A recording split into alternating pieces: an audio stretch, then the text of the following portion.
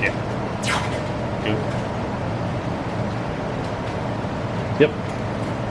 All right, so first you're gonna wanna get your workstation set up. Just grab a towel and hang it over the edge of the table or wherever you're working at.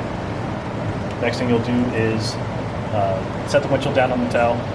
You're gonna grab the grill and you're gonna just peel the masking just a little bit away from the vented opening, the vent hole on the windshield.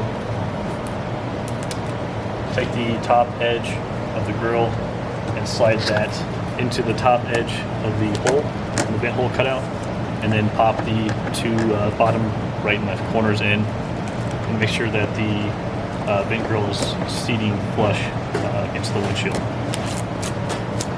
And you can put the plastic back over, and now you're going to flip the windshield over.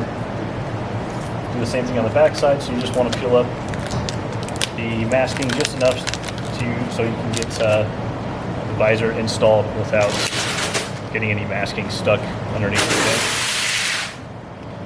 What you're going to do then is take the grill, the top vent on the grill, and set it right on the edge, the corner of the table or your workstation. And you're going to use that to kind of put some pressure on the front of the grill, and that'll open up the gap at the top where the visor will seat into. And then open up the visor flap all the way so you can see what you're doing. And you'll just start on one side, so kind of put some pressure on the left side. And then once that's seated in, you'll work your way over to the right, so put some pressure over to the right. And then once the visor is seated all the way in the top of the lip, you can put your hand on the front of the grill on the bottom, and then snap the tab in.